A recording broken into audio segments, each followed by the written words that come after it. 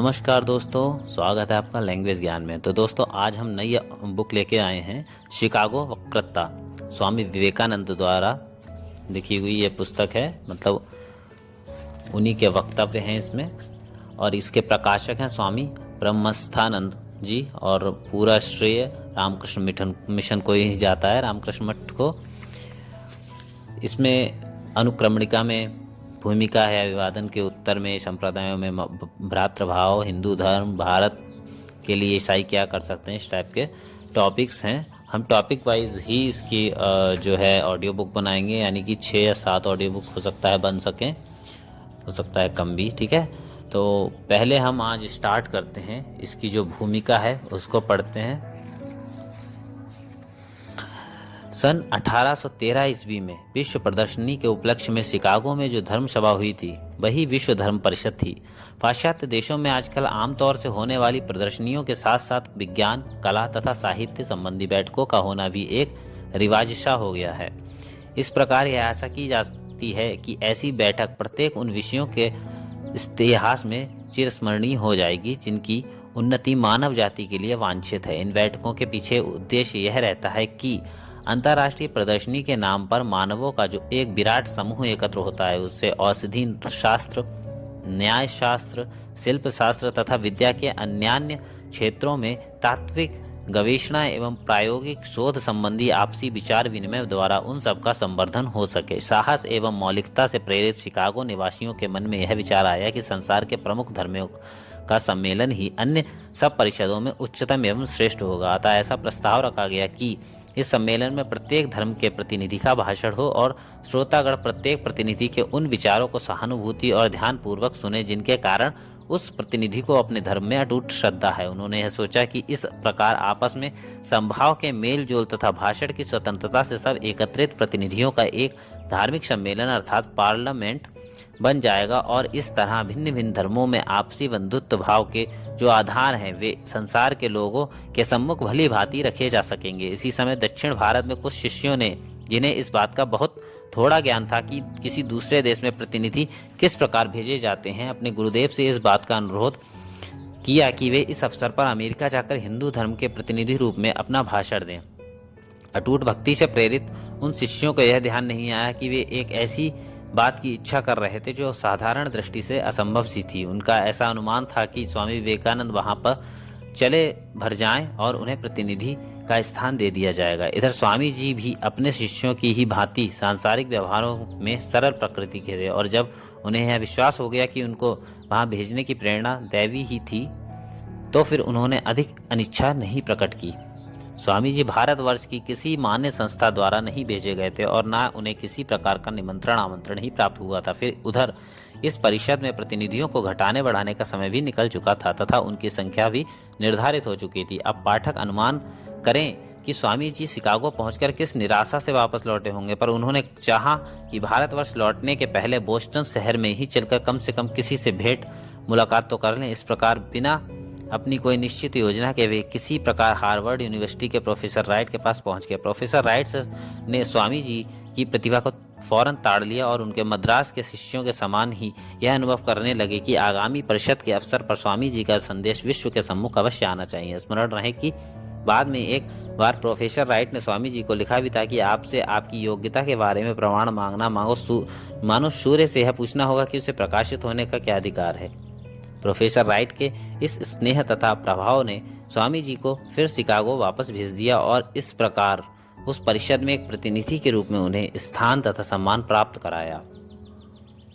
परिषद की कार्यवाही जब प्रारंभ हुई तो सभा मंच पर चाहे वे अकेले ही भारतीय, अकेले ही वंग देशीय सज्जन भले ही ना रहे हों, परंतु हिंदू धर्म के तो वास्तव में वे एकमात्र प्रतिनिधि थे। शेष सब प्रतिनिधि किसी न किसी संस्था, मत अथवा पंथ के थे, परंतु विश्व को समग्र हिंदुओं के भावों का दिग्दर्शन कराने वाले केवल वे ही थे। और हम कह सकते हैं कि सबसे पहले उसी दिन उनके द्वारा हिंदू धर्म को एक सूत्रता तथा स्पष्टता प्राप्त हुई। उनके श्रीमुख से भारतवर्ष का वह धर्म निःश्रत हुआ जिसे उन्होंने दक्षिणेश्वर में अपने श्री गुरुदेव में मूर्त रूप लिए देखा था तथा जिसका अनुभव उन्होंने परवर्ती काल में अपने वर्षों के भारत भ्रमण में किया था।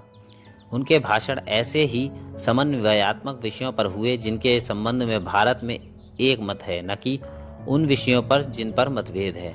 सर्वधर्म परिषद का अंतर्राष्ट्रीय विभाग 17 दिन तक चला और उसमें भिन्न भिन्न लेख एवं निबंध पढ़े गए। स्वामी जी का निबंध 19वीं तारीख को पढ़ा गया, परंतु पहले दिन से ही जबकि प्रतिनिधियों का औपचारिक स्वागत तथा उनके प्रत्युत्तर हुए थे, स्वामी जी का संबंध श्रोतागणों से स्थापित हो गया था। स्वामी जी का उत्तर तीसरे प्रहर दिन को कुछ देर से हुआ और जब सहज हिंदू पद्धति के अनुसार उन्होंने अमेरिका निवासियों को अमेरिकी निवासी भगिनी तथा भ्रातृगण कहकर संबोधित किया, तब तो तमाम श्रोताओं में एक जोश की लहर सी दौड़ गई। कारण यह था कि प्राच्य के इस सन्यासी ने स्त्रियों को पहले स्थान दिया और सारे विश्व को अपना कुटुंब मानकर संबोधित किया। ये सारी बातें मुझे उन लोगों से ज्ञात हुई हैं जिन्होंने यह सब स्वयं सुना था।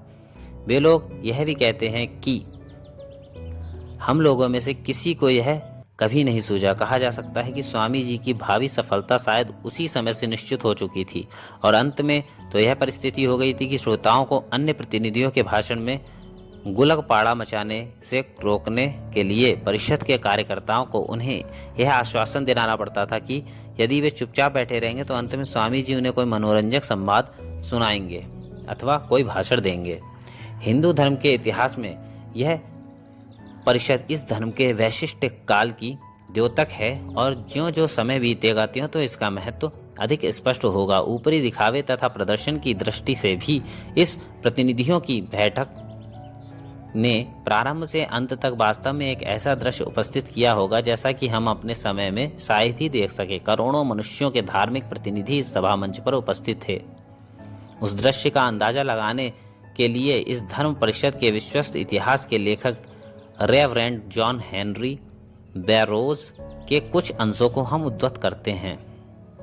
निश्चित अवसर के काफी पहले से ही सभा भवन में प्रतिनिधि तथा दर्शकगण आने लगे और कोलंबस हॉल 4000 उत्सुक श्रोताओं से भर गया जो उस तथा अन्य देशों के भिन्न भिन्न भागों से आए थे। ठीक 10 बजे हॉल के मध्य मार्ग में आपस में हाथ डाले हुए 10-12 भिन्न भिन्न धर्मों के प्रतिनिधियों ने विभिन्न देशों के लहराते झंडों के नीचे करतल ध्वनि के बीच पदार्पण किया। इस अवसर पर सभा मंच की सजावट देखते ही बन पड़ती थी। सबके बीच में लाल रंग के वस्त्र धारण किए हुए एक ऊंची कुर्सी पर कार्डिनल गिबन्स बैठे थे। संयुक्त राज्य अमेरिका में अपने धर्म संप्रदाय के सबसे बड़े धर्म गुरु थे और जैसा इन कोलंबियन वर्ष में उपयुक्त ही था, वे प्रार्थना के साथ इस परिषद का उद्घाटन करने वाले थे। उनके दोनों और प्राच्य प्रतिनिधि विराजमान थे जिनके बहुरंगी वस्त्र उनके वस्त्रों से चमकीलेपन में होड़ लेते थे।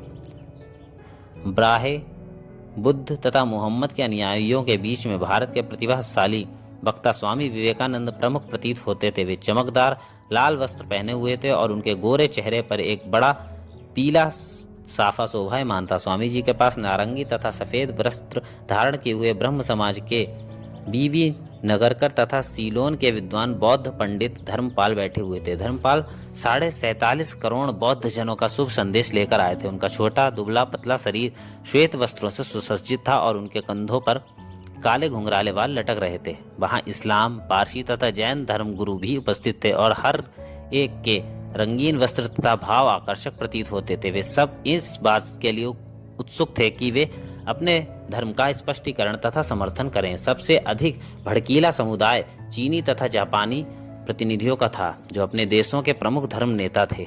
वे सब कीमती रंग बिरंगे रेशमी वस्त्र पहने हुए थे और बौद्ध, टाओ, कन्फ्यूशियन तथा शिंटो संप्रदाय के अधिकृत प्रतिनिधि थे। कृष्ण वर्ग के वैरागी वेश में अपने अन्य प्राच्य बंधुओं के बीच में ब्रह्म समाज के नेता प्रताप चंद्र मजूमदार बैठे थे। वे इस देश में कुछ वर्ष पहले से आने लगे थे और यहाँ की बड़ी बड़ी सभाओं में श्रोतागणों को अपनी वक्तृता तथा आंग्ल भाषा पर अपने पूर्ण अधिकार द्वारा मुग्ध कर ले चुके थे। एक दूसरे आकर्षक व्यक्ति थे जानते के ग्रीक आर्च बिशप। उनकी सफेद मुलायम दाढ़ी उनके सीने पर लहरा रही थी। उनके सिर पर एक विचित्र प्रकार का टोप था और वे एक नक्काशीदार छड़ी के सहारे झुके हुए बैठे थे। उनकी कमर से लटकता हुआ एक बड़ा चांदी का सतिया भी चमक रहा था। उन्हीं के पड़ोस में बैठे हुए एशिया माइनर के एक ग्रीक साधु जिनके गाल लाल तथा लटें बड़ी बड़ी थीं, इस बात पर गर्व करते हुए दिखाई देते थे कि उन्होंने कभी सिर को ढकने के लिए कोई वस्त्र धारण नहीं किया और अपने असन वसन के लिए ही कभी एक पैसा खर्च नहीं किया। वहीं पर श्याम वर्ण परंतु चमकीले चेहरे वाले अफ्रीकन मेथोडिस्ट चर्च के बिशप आर्नेट तथा एक नवयुवक अफ्रीकन राजकुमार भी थे। अपने आसपास बैठी हुई स्त्रियों के सुंदर वस्त्रों के बीच में इनके चेहरे प्रमुख प्रतीत होते थे। इन सब के पीछे प्रोटेस्टेंट प्रतिनिधियों तथा आमंत्रित सज्जनों के काले वस्त्र मानो गंभीर पार्श्वभूमि सादृश थे। अपने अंतिम भाषण में स्वामी विवेकानंद ने इस विश्व परिषद की तुलना सम्राट अशोक की धर्म सभा तथा अकबर बादशाह के धर्म सम्मेलनों से ठीक ही की और इस प्रकार इस परिषद के ऐतिहासिक महत्व को प्रकट किया। ऐसी विशाल महत्वाकांक्षापूर्ण योजना का विचार केवल इस धैर्यवान न्यूनतम राष्ट्र को ही हो सकता था और केवल इस राष्ट्र की उच्चतम नागरिक भावना तथा दुर्दम्य उत्साह द्वारा ही यह योजना संपादित हो सकी थी। इस परिषद की श्रेष्ठ आयोजन का ही यह फल था कि वह हिंदू धर्म के सर्वसंग्राहक विचारों की घोषणा करने के लिए एक अत्यंत उपयुक्त स्थल बन सकी थी। वहां पर संसार के अत्यंत अनुदार तथा संकीर्ण धर्म मतों का सम्मेलन समानता तथा पारस्परिक श्रद्धा एवं स्नेह के आधार पर हुआ था। इन सब धर्म मतों का भविष्य में फिर से इसी प्रकार इसी उद्देश्य से सम्मिलित होना सरल नहीं प्रतीत होता। संभव है कि शिकागो धर्म परिषद बहुत समय तक इतिहास में अद्वितीय रहे। खैर, यही वातावरण तथा दृश्य था जिसमें हिंदू धर्म ने पाश्चात्य देशों को अपना सर्वप्रथम परिचय दिया। निवेदिता मिस मार्गरेट नोवेल द्वारा।